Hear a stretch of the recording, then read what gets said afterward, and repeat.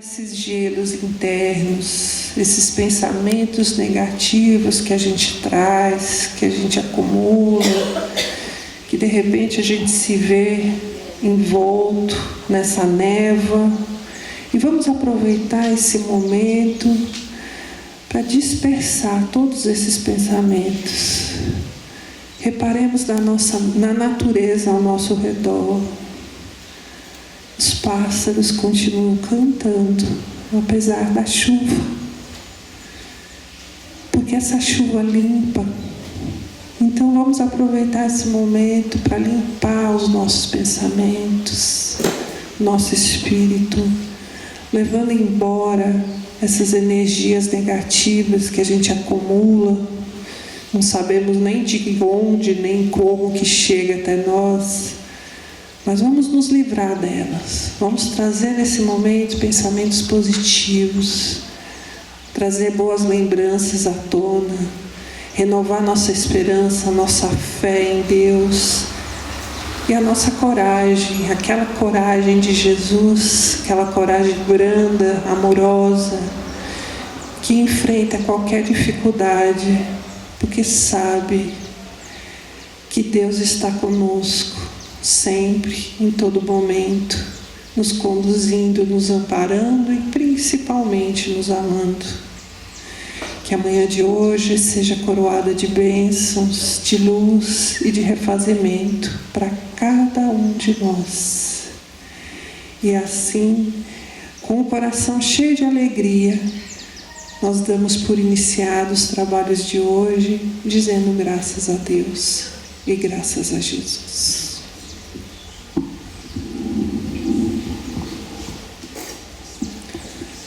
Bom dia a todos. Bom dia.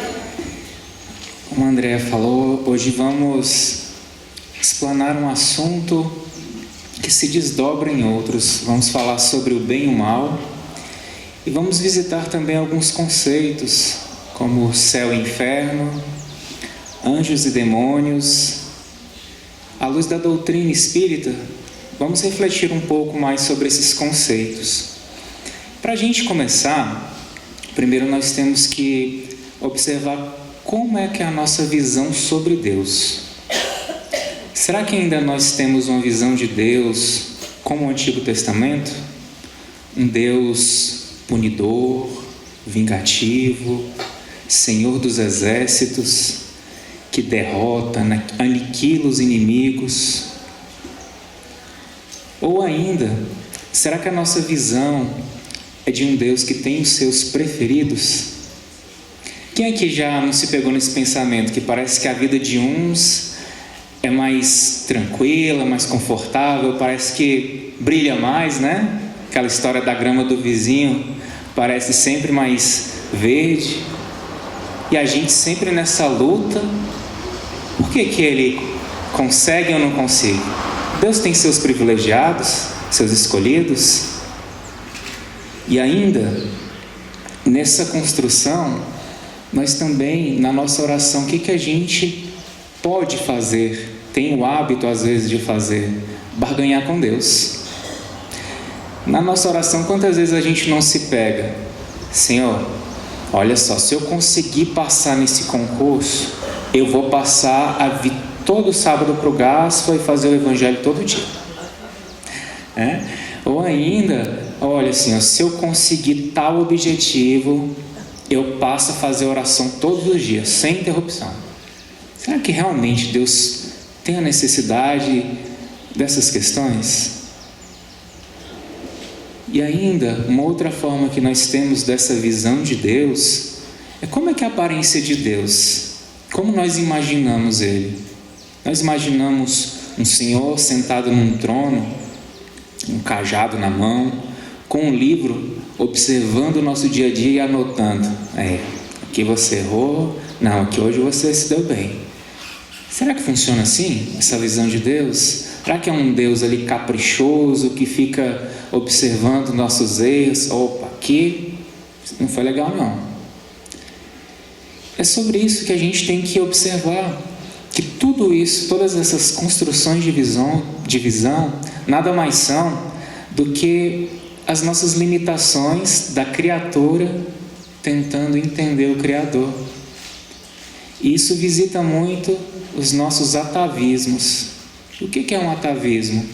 Nada mais são do que recorrências de ideias, de costumes, de pensamentos que trazemos de outras vidas. Um exemplo que a minha esposa até me trouxe hoje aqui, que é bem interessante. Quem é que aqui já deixou a chinela virada e foi lá correndo com medo que a mãe morresse? Não sei se é da cultura de vocês aqui, mas tem isso, né? Deixar a chinela virada ali é perigoso, né? Isso aí a gente traz, né, de outros tempos, né? Esse sentimento de, eita, não posso vacilar, senão vou ser castigado. Eu tenho que andar direitinho, senão vou ser punido. Isso nada mais são do que essas limitações da nossa capacidade de tentar compreender a Deus. E aqui nós vamos trazer uma nova percepção acerca da doutrina espírita sobre que é Deus. Kardec, no Livro dos Espíritos, na questão 1, faz essa questão, esse questionamento aos espíritos. Ele não pergunta nem o que é e nem quem é, porque se ele pergunta o que, ele está coisificando a Deus, e se ele pergunta quem, ele está personificando. Então ele é muito assertivo quando pergunta que é Deus, e é respondido pelos espíritos que Deus é a inteligência suprema, causa primária de todas as coisas. E ainda tem atributos, né, que é elencado ali, que ele é eterno, imutável, imaterial, único, onipotente e soberanamente justo e bom.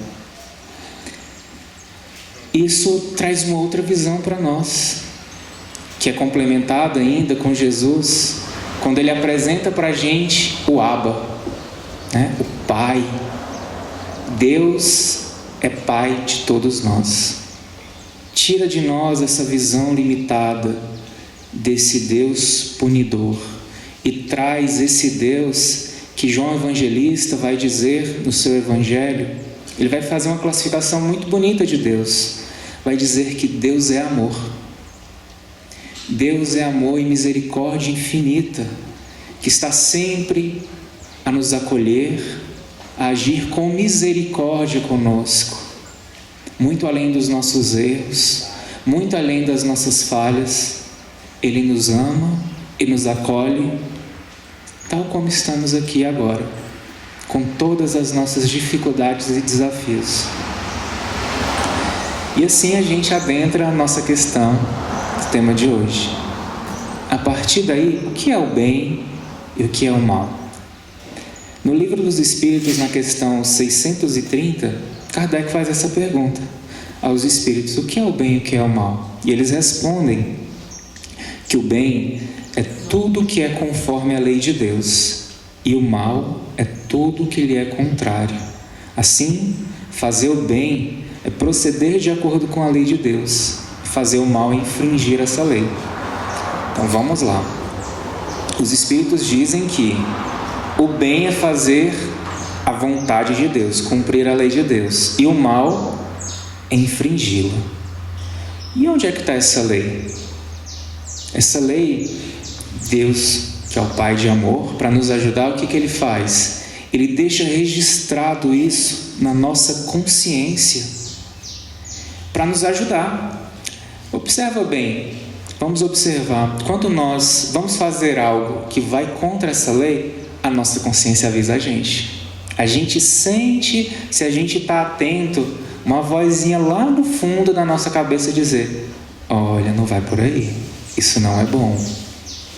Mas às vezes podemos estar distraídos, despercebidos, envolvidos demais no problema e deixar passar. Mas saibamos que essa lei de amor está registrada em nosso consciente e que está à disposição de todas as criaturas. Todos nós podemos acessá-la. Então, inclusive a gente pode pegar um conceito da física para ajudar a entender melhor. O frio existe? gente está aqui. O frio existe, está fazendo até agora um pouquinho de frio. E não, o frio não existe. O que existe é a ausência de calor. Da mesma forma, o mal não existe. O que existe é a ausência de Deus. Deus não criou o mal. O mal, ele nada mais é do que um desvio de conduta da criatura. É a criatura que se desvia da lei de Deus. E aqui a gente tem que observar que não é Deus que se afasta de nós. Somos nós que nos afastamos dele, porque ele está aqui. Ele inclusive está em nós. Habita no nosso íntimo, no nosso interior. Nós é que temos que abrir o nosso coração e acolher esse Pai de amor que nos fala a todo instante. Que a gente possa ir para além dos nossos desafios e além das nossas dificuldades e acolher e sentir essa presença amorosa do Pai. E assim a gente entra no nosso próximo conceito, que é o conceito de céu e inferno. Se a gente pergunta para uma criança, onde o Papai do Céu mora? O que ele vai dizer? No céu. Provavelmente ela vai apontar para cima. E nós? Se alguém pergunta para nós adultos, onde é o céu? Qual que vai ser a nossa resposta? Nós vamos responder igual a criança? Vamos ter uma outra visão? E aqui a gente vai recorrer novamente à ciência, por meio da astronomia. A Terra é redonda, né?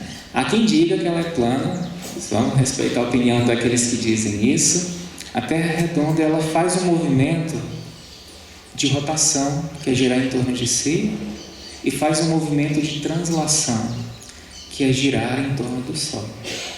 Só esse pequeno conceito já dificulta o entendimento de um céu ou ainda um inferno como locais fixos, ou ainda como Kardec vai colocar com os espíritos, um lugar circunscrito. Imagina a dificuldade, a gente desencarna e vai colocar no GPS a localização do céu. Se ele está sempre em movimento, imagina o desafio que vai ser para esse espírito achar onde é que fica esse bendito céu. E assim, o Espiritismo ele nos traz qual que é a visão dele acerca desse céu e acerca desse inferno. Nada mais são do que estados mentais. São os nossos pensamentos que fazem criar esse céu e esse inferno. Vamos exemplificar para ficar melhor. Estamos na nossa casa, daqui a pouco começa uma briga, que alguém não lavou a louça. E a conversa começa a ficar acalorada, um aponta o dedo para o outro e começa a discussão. Daqui a pouco o que era a louça se torna uma lavagem de roupa ali também, porque começa a apontar os desafios do dia a dia. Isso é inferno. Você começa a vibrar negativamente e atrair para si espíritos também que vibram nessa mesma faixa. A gente falou um exemplo pequeno dentro de casa. Agora vamos potencializar isso.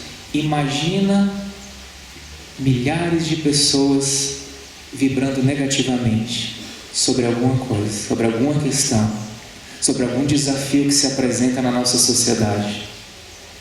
Isso é inferno. O nosso estado mental vibrando negativamente. Um outro exemplo que é muito comum é o trânsito.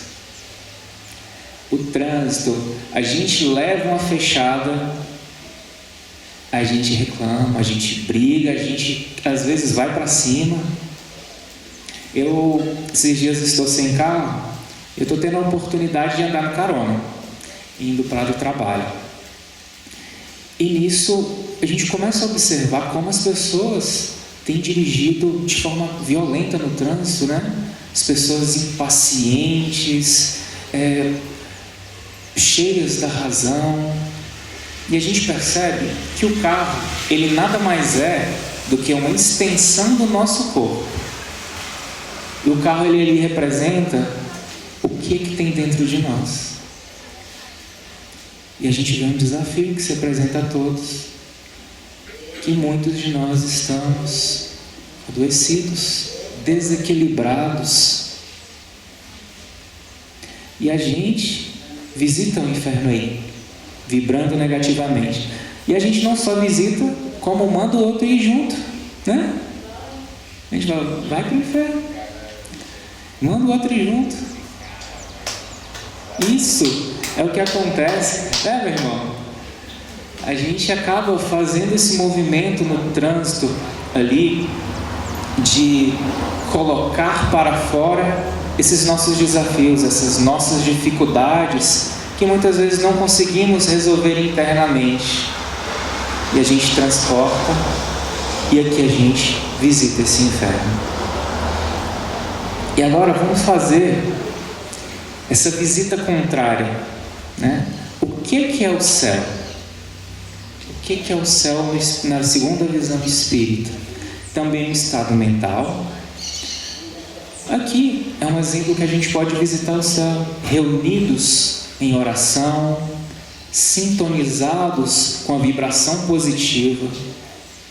Nós podemos viver esse céu, mas precisamos ter atenção, que nós podemos estar aqui, presentes em corpo físico, mas podemos estar aqui sentados vivendo o nosso inferno. Porque não se trata de estar aqui apenas no corpo, se trata de como está o meu pensamento e como ele está vibrando.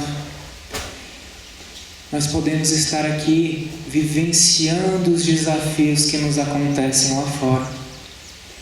E aqui se faz um convite. Vamos pedir ao Pai de amor que nos ajude a tornar esse lugar um oásis para nós. Esse momento ser um local de consolo e cuidado, que nós possamos pedir a Deus: Senhor, dá-nos a graça de viver um pouco desse céu aqui, de descansar a nossa mente, o nosso coração, diante dos desafios que a gente está vivendo. Aqui pode ser o nosso céu, mas temos que pensar e vibrar positivamente. Isso, nós chegamos a uma conclusão: céu e inferno estão ligados diretamente aos nossos pensamentos, à nossa vibração. E olha a importância disso. A atenção que eu tenho que ter sobre esse movimento, sobre os meus pensamentos. Inclusive, a gente pode fazer um comparativo com a nossa higiene pessoal. Todos os dias nós escovamos os dentes, tomamos banho, passamos um desodorante. Ou a gente imagina, né? Que a gente está fazendo isso, né? Todo dia, né? E aqui a gente pode fazer um paralelo com a nossa higiene mental. O que eu ando assistindo? O que eu ando lendo? O que eu desejo no meu coração para mim e para o outro? As redes sociais também são um ótimo exemplo para qualificar, para avaliar aquilo que eu ando vendo. Por quê? O algoritmo, ele sempre vai trazer para a gente aquilo que a gente vê com frequência, aquilo que a gente curte. Então é uma ótima ferramenta para avaliar a qualidade do que eu ando vendo e automaticamente avaliar o que eu ando pensando. Porque isso reflete o que eu ando assistindo, o que eu ando lendo, o que eu ando vendo, o que eu ando conversando. É tudo reflexo do meu pensamento. E aqui cada um de nós faça a sua própria reflexão. Como anda a qualidade do meu pensamento? Esse questionamento não é para ser para nós um motivo de escândalo. Se o que a gente pensa, se o que a gente vibra não está bom. Mas é para ser um despertar acima de tudo. Porque a gente só consegue mudar aquilo que a gente toma consciência. Ninguém muda aquilo que desconhece. Então, o primeiro passo para a mudança é perceber onde está o meu espinho, é perceber onde caminha a minha mente. Quando eu tomo essa consciência, eu adquiro a condição de fazer um movimento de reforma íntima. Eu consigo fazer um movimento de olhar para dentro de mim e ver muito além das falhas. Eu tenho a condição aqui agora, nesse movimento, de construir novos hábitos. E o que é um hábito? Senão a repetição de algo. Fazer repetidamente até aquilo que se torne um hábito, uma rotina, um movimento constante. E tiremos a chibata da mão. Paremos de ser tão duros conosco mesmo. Registremos, Senhor, eu já reconheço que eu tenho essas situações que eu preciso melhorar. Mas eu já tenho condições, eu já enxergo aquilo que não está bom. Agora eu posso começar o movimento com a ajuda do Pai de amor, do Pai. Eu consigo fazer esse movimento procurando um caminho melhor, um caminho mais assertivo. E assim, nós vamos falar um pouco agora sobre anjos e demônios. O que é um anjo? Um anjo é alguém com asas. Um anjo, ele nada mais é para nós do que um espírito evoluído. Um espírito que passou por todos os degraus do processo de amadurecimento na matéria. E agora ele já não tem mais necessidade de reencarnar. Nós também, assim como eles, os anjos, como nós nascemos? Deus nos criou a todos simples e ignorantes. Ignorantes aqui é no sentido de não conhecer, de não saber.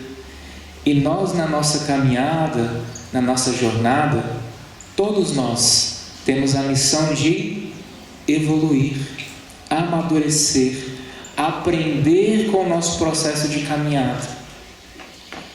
Os anjos nada mais são do que espíritos que começaram essa jornada um pouco antes de nós. Um pouco bem antes de nós. Um pouco bem antes de nós. Mas nós também estamos nessa jornada. E um dia alcançaremos também essa mesma condição. Olha só. Imagina, todos nós um dia seremos anjos também. Todos nós caminhemos para essa direção do nosso progresso. Mas, enquanto isso, vamos aproveitar. Kardec apresenta para a gente a escala espírita. O que é essa escala espírita? Ele vai pegar a evolução dos espíritos baseada em seu nível de evolução moral e intelectual. Ele vai dividir em 3 grandes grupos: espíritos puros, bons espíritos. Os espíritos puros é onde os anjos estão. Bons espíritos, que é onde há o predomínio do bem, e os espíritos imperfeitos, onde ainda predomina a matéria. E nós estamos aqui, nesse último aqui, os espíritos imperfeitos. Ainda somos muito vinculados à matéria, ainda dependemos muito da carne.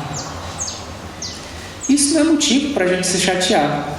Pelo contrário, é motivo para a gente olhar para frente e olhar que nós temos referenciais. E qual que é a nossa maior referência aqui na Terra? Jesus Cristo. Jesus é nosso guia e modelo. Jesus começou como nós. Começou simples, ignorante. Jesus foi também criado por Deus. E ele teve todo esse processo de crescimento, de amadurecimento, até chegar ao nível crístico. E pasmem, nós também podemos e vamos alcançar o nível crístico. Também nós, assim como Jesus diz, vós sois deuses e podeis fazer coisas tão maiores do que eu. Estamos nesse processo de amadurecimento, de evolução, de crescimento. E temos para quem olhar, para quem tomar como referência. Olhemos para Jesus e aprendamos do Mestre como caminhar para esse processo de evolução, de amadurecimento. Aí a gente pode se perguntar: quem são os demônios?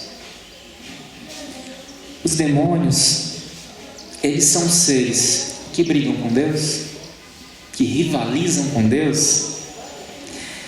São eles que estão tentando nos roubar de Deus e nos colocar em perdição. Os demônios são aqueles que nos prejudicam, que a dificuldade que a gente está passando é responsabilidade deles. O mal que está chegando na nossa vida é culpa do demônio? E a resposta é não. Não para todos esses comentários. Demônio nada mais é do que um espírito como a nós, como qualquer um de nós, com a diferença de que ele está no momento de erro, de equívoco, que ele está prejudicando a si mesmo, que ele está prejudicando os outros. E ele vai ter que responder por isso, porque Deus é bom, soberanamente justo e bom. E assim, por meio da lei de causa e efeito, e ainda Kardec vai dizer no livro Céu e Inferno, no Código Penal da Vida Futura, que a alma sofre as consequências das imperfeições que não conseguiu corrigir. Então, não é Deus punindo, não é Deus castigando, é a criatura que está lidando com as consequências das escolhas. Então, temos que nos compadecer e orar por esses espíritos equivocados. Demônio é uma nomenclatura que a gente pode chamar, que é mais comum no espiritismo, a gente usar a palavra obsessor. São equivalentes, são só formas diferentes de falar da mesma coisa. E quantas vezes quem consegue orar pelo obsessor? Quem consegue olhar com amorosidade para esse que nos provoca, que nos desafia, que nos cutuca, que toca na nossa ferida, que faz mostrar para a gente de verdade aquilo que somos nós? Porque se eu reajo, é porque está falando comigo. Se eu reajo, é porque eu de alguma maneira participo também disso. Porque sintonia é acordo mútuo. Aquele ditado, onde um não quer, dois não brigam. Então, se eu me envolvo nessa energia, de alguma maneira eu participo dela também. Eu tenho a ver com isso. E isso é muito importante, essa reflexão, porque isso nos remete a um ponto muito importante, que é a autorresponsabilidade. Nós temos os demônios ou obsessores que nos provocam, nos tentam, mas não existe mal irresistível. Todos nós temos o poder de escolher aceitar ou não essa provocação. E aqui mora a nossa responsabilidade. O que é mais fácil? Eu bater no peito, falar assim: não, eu sou responsável ou apontar o dedo e dizer: é culpa do demônio, isso é culpa do obsessor, isso é culpa do outro. Que nós tenhamos essa reflexão de que esse movimento é sobre a nossa autorresponsabilidade. Chico Xavier, eu vou pular essa história aqui porque senão não vai dar tempo. Esse aspecto aqui, são 9h20, vamos lá. Esse aspecto aqui da autorresponsabilidade, ele é importante porque nos convida esse movimento de tomar posse da nossa própria vida, de sermos os autores da nossa história. Nós não somos vítimas desassistidas. Deus não joga dados com as nossas vidas, dizendo: esse aqui se deu bem, esse aqui se deu mal. Somos todos filhos de Deus. Ele não é um Deus punidor, é um Pai de amor e misericórdia infinita. A nossa vida, ela tem propósito, a nossa vida, ela tem valor, significado. E não importa o tamanho do erro que foi cometido, o tamanho da falta, nós podemos recomeçar sempre. Não importa o tamanho do desafio que nós estamos vivenciando, vai passar, vai acabar, porque tudo passa, ó, Deus permanece. Isso é um consolo para nós. O Espiritismo, ele é chamado de o Consolador, porque nos ajuda a esclarecer e ressignificar esses conceitos que já foram tão pesados em nós, onde um erro poderia nos custar a vida eterna, onde um erro nós seríamos condenados a esse inferno, padecendo para sempre. Para sempre é muito tempo, né? E não é por aí. Podemos recomeçar quantas vezes forem necessárias, porque o céu começa quando eu agradeço, quando eu perdoo, quando eu escolho o bem, mesmo sendo difícil. E esse inferno, ele começa quando eu cultivo esse ressentimento, quando eu alimento a inveja, quando eu justifico o egoísmo. E para finalizar, Emmanuel nos diz uma frase muito bela: Deus ama igualmente o verme e o anjo. Então, se você não se sente merecedor desse amor de Deus, observe essa frase de Emmanuel: Deus ama o verme e o anjo igualmente. Saiba que você é merecedor de vida e vida em abundância, que Deus nos ama a todos nós com amor incondicional, que Ele está nesse momento aqui no nosso meio a nos cuidar e a nos consolar frente aos desafios de cada um de nós. Que possamos sair daqui com uma decisão simples em nosso coração: plantar melhor, escolher melhor e amar melhor. Obrigado. Nós te agradecemos, Sidney. Foi muito bom essa reflexão.